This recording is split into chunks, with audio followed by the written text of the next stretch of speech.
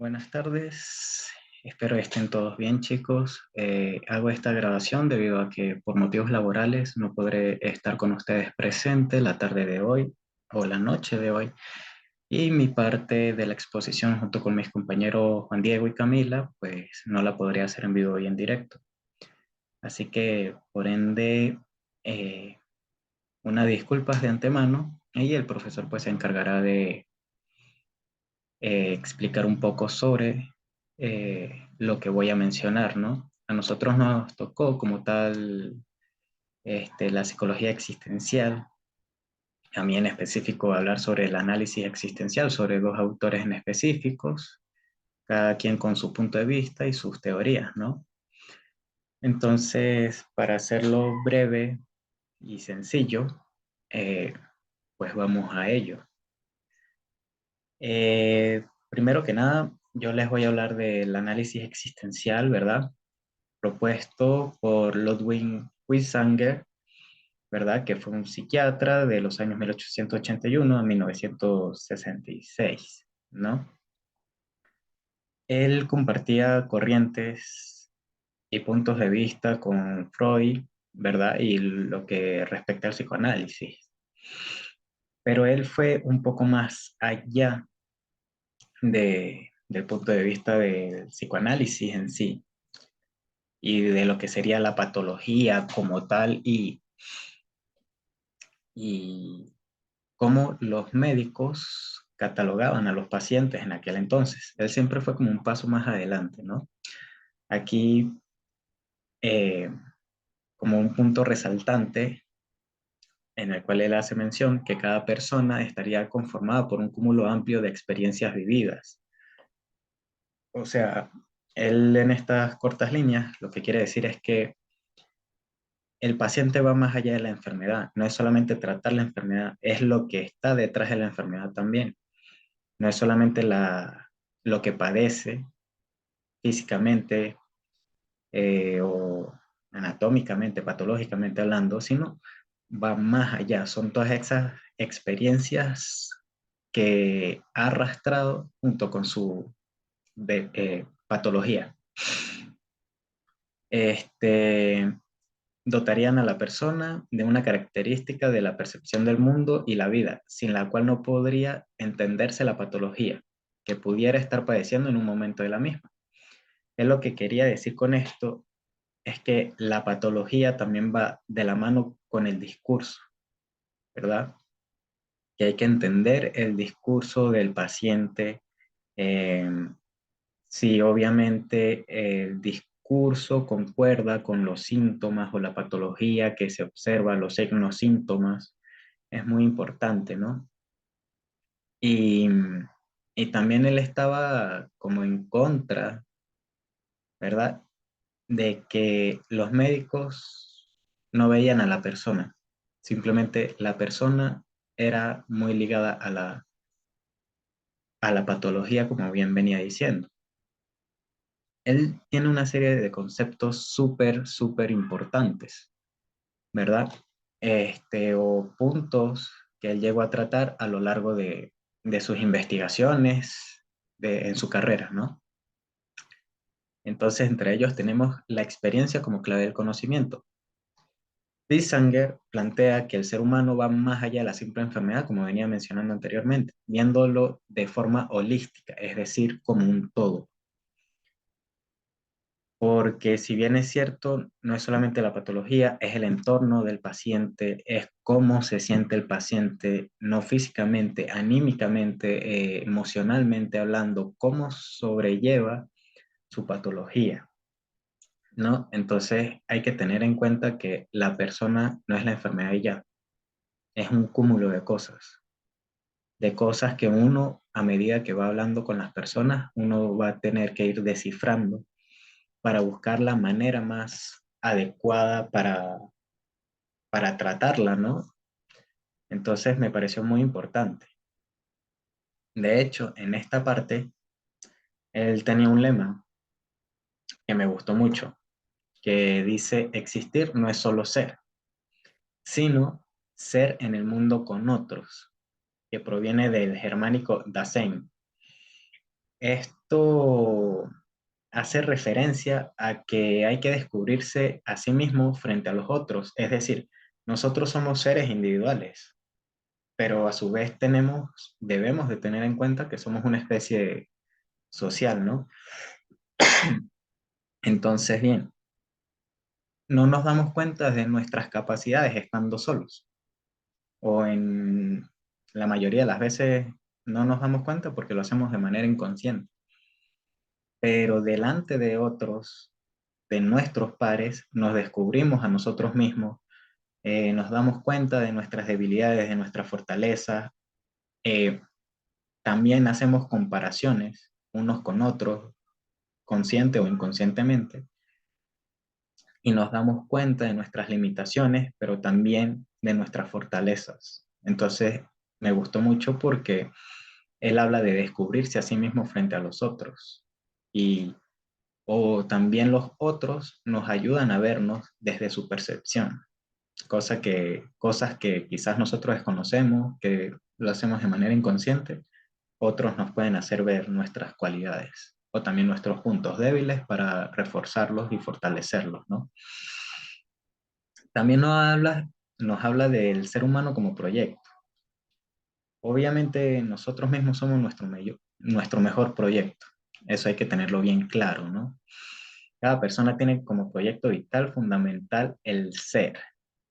¿Y qué es el ser? Ser nosotros, ser el mejor para nosotros, ser felices. Siempre estamos en esa búsqueda del constante ser, en diferentes contextos, ¿no? Esto es que todo individuo aspiraría a este fin último y llegaría a satisfacerlo mediante el hecho de existir. ¿Y cómo existimos? Con las experiencias, adquiriendo conocimientos, experiencias, momentos buenos, momentos malos, pero es eso, estamos siendo, estamos existiendo en el aquí y en el ahora. Él mencionaba una palabra del griego, ¿verdad? Que es el epogé, que es una práctica escéptica que defiende la suspensión del juicio o incluso del concepto de realidad que sostiene el observador, en este caso nosotros. Lo tomé como que nosotros nos despojamos en ese momento como observador de los prejuicios, con el fin de que el hecho que se observa en la persona que tenemos delante de nosotros, en nuestro futuro ejercicio, puede expresarse tal y como es, sin condicionamiento de ningún tipo. Hablamos de prejuicios, dejamos la religión de lado y todas estas cuestiones, ¿no? Porque sabemos que al final de cuentas la persona que tenemos delante está buscando ser, ¿verdad? Ser sí misma y buscarse a sí misma, ¿no? Porque muchas veces muchas personas creen tener su norte, creen conocerse, creen saber quiénes son y realmente tienen muchas dudas. También habla de un punto muy contundente de la relación terapéutica como un horizonte de encuentro. Hace referencia al contexto que nace de la confluencia entre los universos de quien escucha y de quien es escuchado. Esto me tocó muchísimo porque son dos universos completamente diferentes que chocan en ese encuentro, ¿no? Ya sea por ideales, por prejuicios, que no debemos de tenerlos, pero siempre hay dos puntos de vista que se confrontan. No de manera bélica, no me refiero a nada de eso, pero cada quien va a tener su percepción. Y muchos de nosotros debemos de tener en cuenta de que siempre buscamos como que entiendan nuestro punto de vista.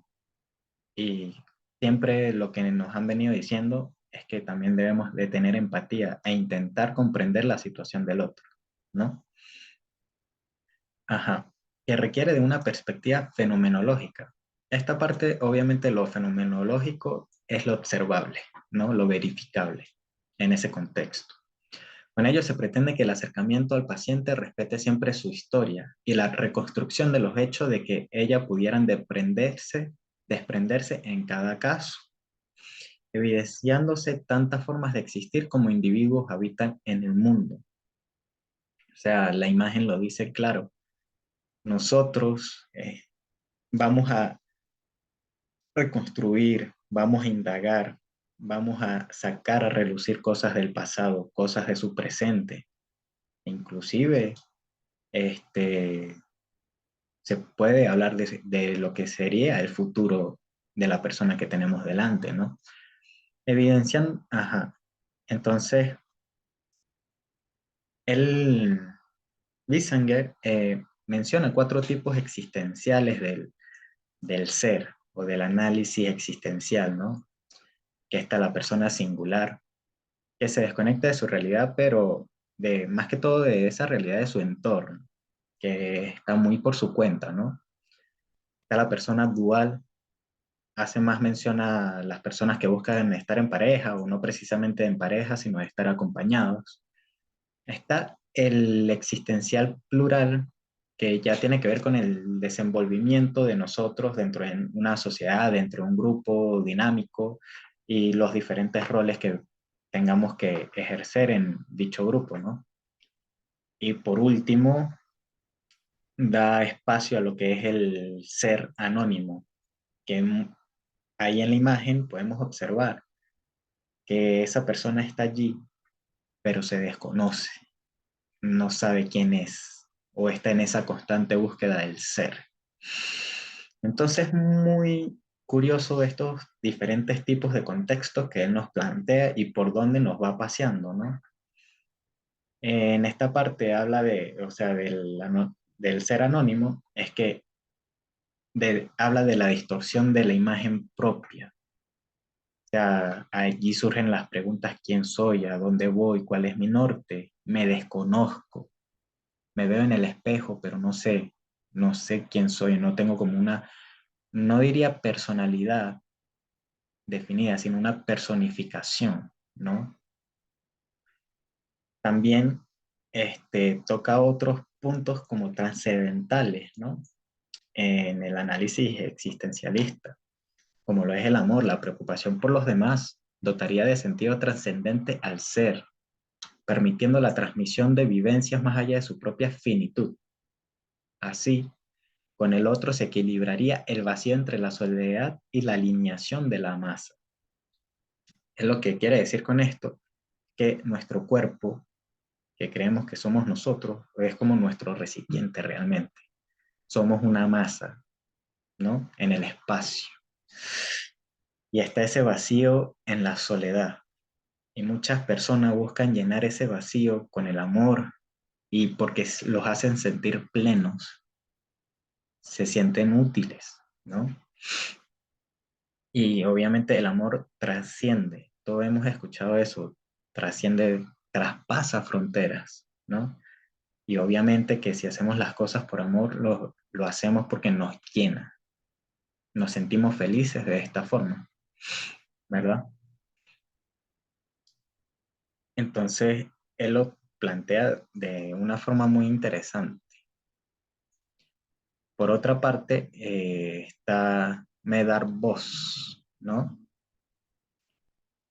Que él, él también fue un psiquiatra de 1903 a 1990. Tenía un ideal muy marcado también, ¿verdad? Que él cree que la idea de que las personas vienen al mundo con expectativas preformadas desvía la atención de un punto mucho más existencialista, de que el mundo no es algo que interpretemos, sino más bien que se revela a sí mismo dentro de la luz del Dasein.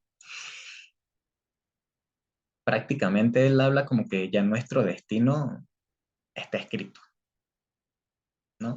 Solamente que nosotros dependemos, o sea, el destino ya está escrito, todo lo que nos va a pasar a nosotros ya está hecho y nosotros solamente debemos recorrer los diferentes caminos de la vida para ir descubriendo estas revelaciones, ¿no?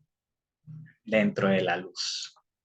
Entonces nosotros vamos caminando, ¿verdad? Por lo oscuro y conseguimos esta luz y se nos van revelando estos caminos, ¿verdad? Este, me pareció muy curioso esto porque muchas personas son supersticiosas, ¿no? Y es como que tienes la opción A y la opción B. Si te vas por la A, tiene ciertas consecuencias, ciertos resultados, buenos o malos. Si te vas por el B, lo mismo. Pero a pesar de los diferentes resultados que tú puedas tener, siempre vas a hacer lo mismo, tomar la decisión tú e ir descubriendo esas revelaciones, ¿no? Como que descubriendo dos versiones de tu historia que ya está escrita. Así lo interpreté yo, ¿no? Él habla de la analogía de la luz, este, la cual juega un papel importante en la teoría de voz. Por ejemplo, el fenómeno mundo, literalmente para él significaba brillar en expansión o salir de la oscuridad. Por lo que vos consideras al Dasein como una luz que permite que las cosas fluyan en su propio brillo. Me gustó mucho esto porque muchas veces nos enfrascamos, ¿no? Y buscamos como que tener el control de todo, y en parte pues sí lo tenemos, pero cuando no lo tenemos por alguna fuerza superior que sale de nuestras manos, que tiene que ver más con nuestro entorno y no por nosotros mismos como individuos, o sea, ¿qué hacemos, no? Entonces es muy curioso todo eso, la verdad. Entonces, simplemente hay que dejar fluir según vos, porque no somos dueños de nuestro destino, a diferencia de Bisanger. Entonces, este, hay que ir descubriendo, ¿verdad? Con esa luz, nuestras próximas revelaciones. Por acá, el lema de voz es dejar que las cosas fluyan por su cuenta. En ocasiones buscamos tener el control de todo, pero no es así. Y cuando nos sentimos abrumados por esa sensación de no tener el control de algo, caemos en desesperación y muchas veces perdemos nuestro norte y no disfrutamos el proceso. Entonces, porque imagínense, todos hemos estado en la misma situación. O pensamos mucho en el pasado o pensamos mucho en el presente, en el futuro. Pero realmente pensamos en el presente. Vivimos el presente de una manera tan inconsciente, porque en realidad nuestra conciencia pareciera estar más en el futuro o en el pasado. Pero no disfrutamos las cosas del presente o no dejamos que fluyan.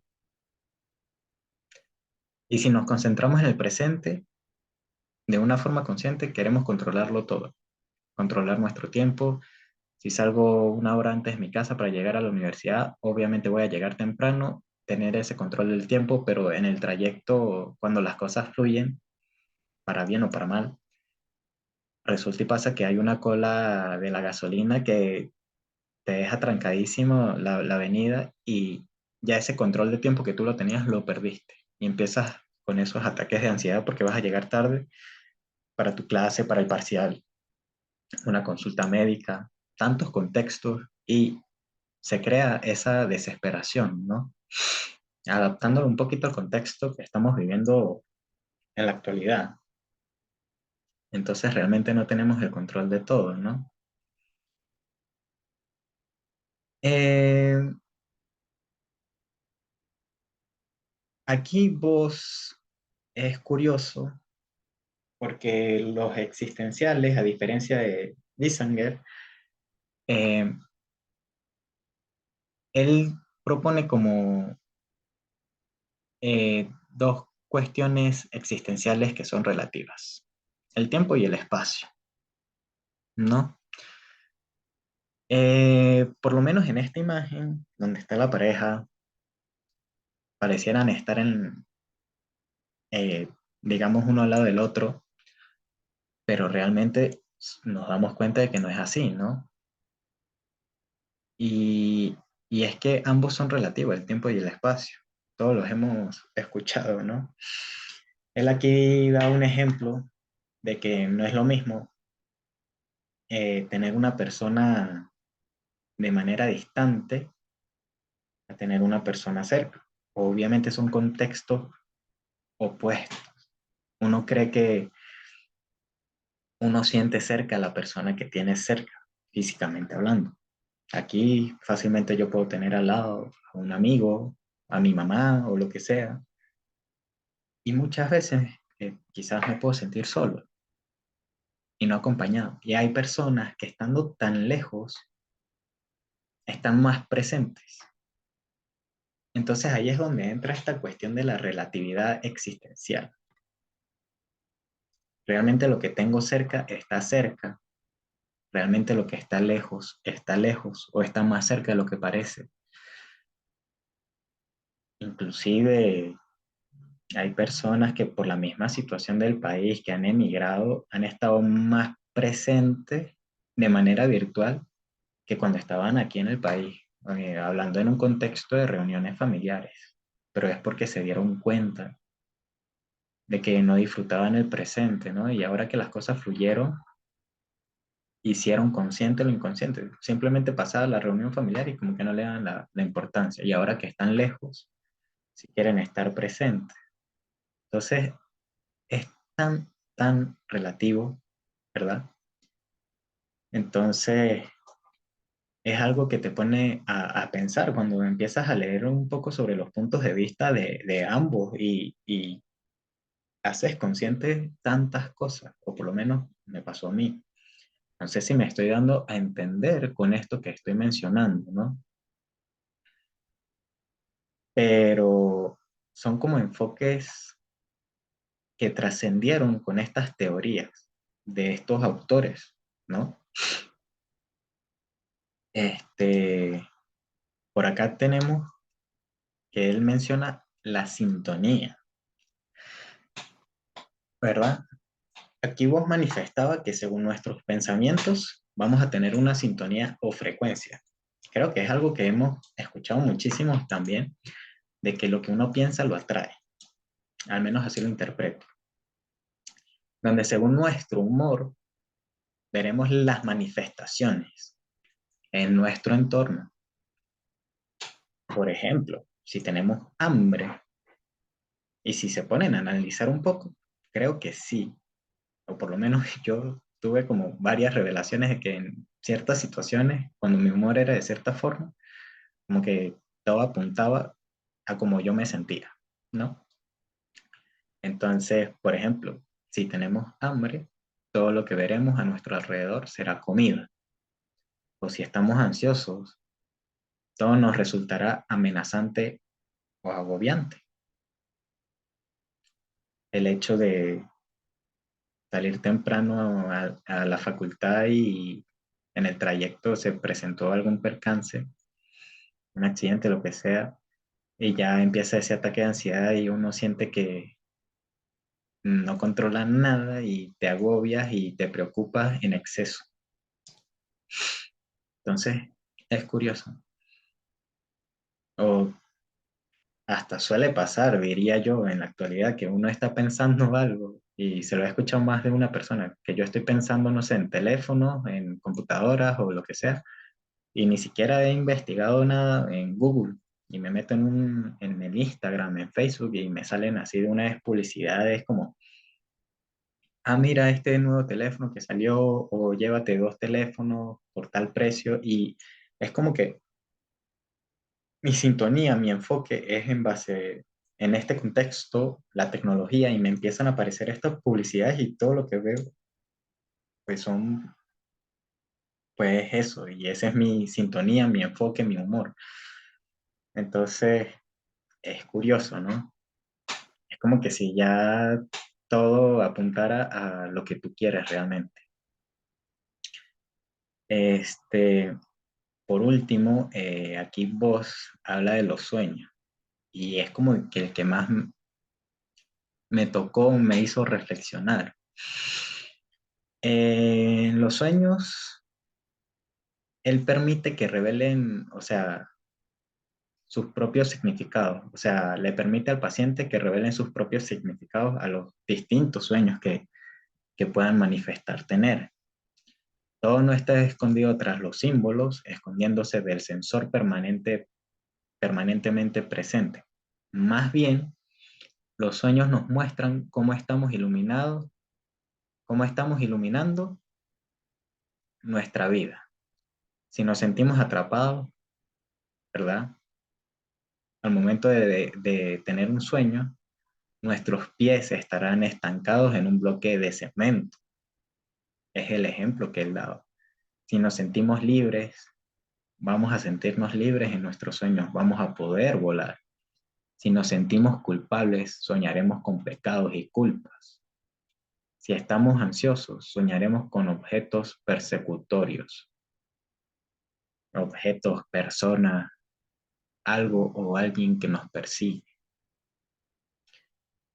Pero no todo este significado tiene que ser malo. Bueno, también está el ejemplo de volar cuando nos sentimos libres o si estamos en paz, vamos a soñar con un paisaje quizás. Pero también estos distintos significados de los sueños, él también lo veía como revelaciones, revelaciones de cómo nos sentimos internamente y que no manifestamos. Y el hecho de no manifestar hace que entonces nuestra cabeza como que nos traicione, ¿no? Nos juegue una mala pasada en nuestros sueños o nos recalque cosas que de ciclos que no hemos cerrado, ¿no? O inclusive nos hagan sentir bien, nos despertemos de buen humor, más enfocados según cómo haya sido el sueño, porque al final no era él el que le da el significado a los sueños. Prácticamente, digamos que la pregunta que él realizaba a los pacientes era, ¿cómo te hace sentir ese sueño? ¿Cómo, qué significado le das tú? ¿Te sientes bien, intranquilo? ¿Te despertaste acelerado? ¿Cómo te hizo sentir? ¿Qué fibra movió ese sueño? ¿No? ¿Y cómo podemos enfocar esos sueños a los múltiples contextos en tu vida para saber por dónde tenemos que ir caminando juntos, ¿no? Para que consigas tu norte. Y es curioso porque hay tantos libros de significados de sueños que prácticamente hay infinidad, tanto sueños buenos como malos, inclusive tú puedes soñar con una culebra y puede significar algo bueno según el libro, según el autor, entonces es algo tan subjetivo que en realidad eso no lo interpreta, en este caso, el terapeuta, el psicólogo, el psicoanalista,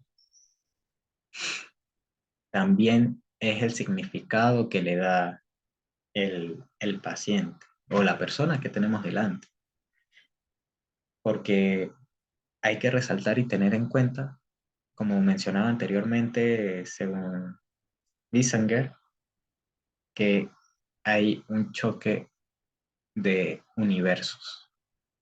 Es un encuentro donde está el punto del paciente, mejor dicho, el punto del observado y el punto del que observa.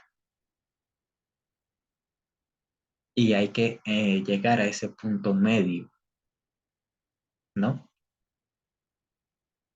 Donde de repente uno se quita los prejuicios, en este caso nosotros, o deberíamos de hacerlo. Y también está la otra parte que quizás tenga sus prejuicios, pero es eso, o sea, tratar de llegar a ese punto medio, ¿no?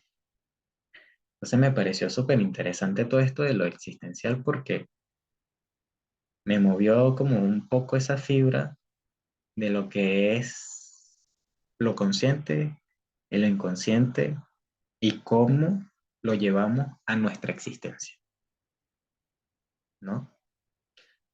O sea, eso como para resumir bastante estos conceptos. Y de verdad que es para reflexionar. y te surgen demasiadas dudas como descubrirse a sí mismo frente a otros. Y en lo personal muchas veces yo digo que mis peores guerras o mis peores batallas o mis mejores batallas siempre van a ser contra mí mismo, no compararme con los demás, pero quizás los demás están aquí para que yo pueda desarrollar cualidades que desconozco y poder mejorar o de construir un concepto o de construir una parte de mí para formar una base más concreta de mi persona, de mi ser, que me va a ayudar a subir otro escalón y así poco a poco ir subiendo y llegar a lo más alto. Esa es como la reflexión que yo me llevo, por lo menos de mi punto, ¿no? Y no sé qué vayan a pensar ustedes y qué pueda surgir en un momento, en un rato, cuando ustedes estén hablando con el profesor sobre estos puntos, ¿no? Pero al menos tienen un poquito de lo que es mi percepción con respecto a este tema,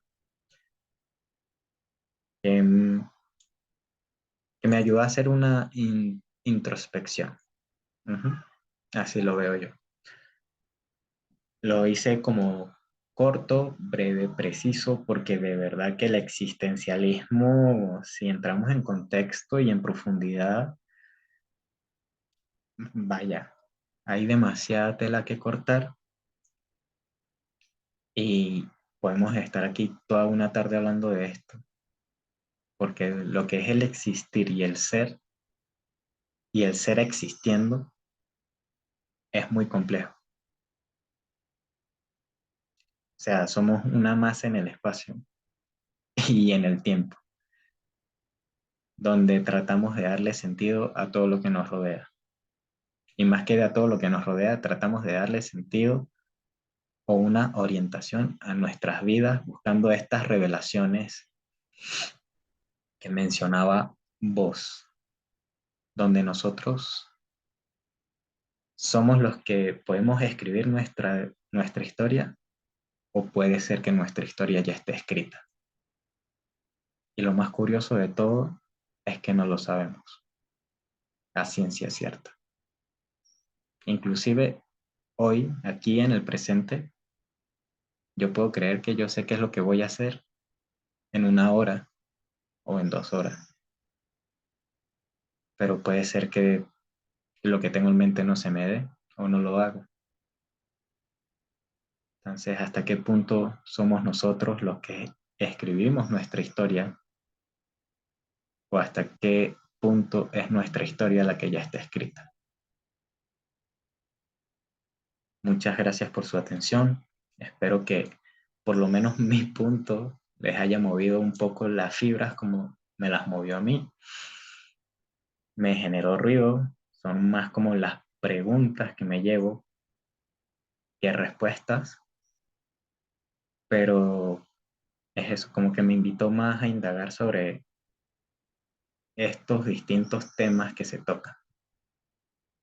De verdad que sí, es muy nutritivo explorar más allá de lo que uno ve por encima del mar, o sea, como quien dice la punta del iceberg, es como adentrarnos a eso que no se ve desde arriba, desde la superficie, sino adentrarnos a lo más profundo de nosotros. Muchas gracias por escucharme. Espero el profesor pueda, me gustaría realmente estar en la clase porque me gustaría profundizar más sobre esto. Hay mucha tela que cortar para mí, de verdad que sí. Bueno, me despido. Mucha suerte en la clase hoy y que sea fructífera. Y espero que disfruten la exposición de mis compañeros, tanto Camila como Juan Diego.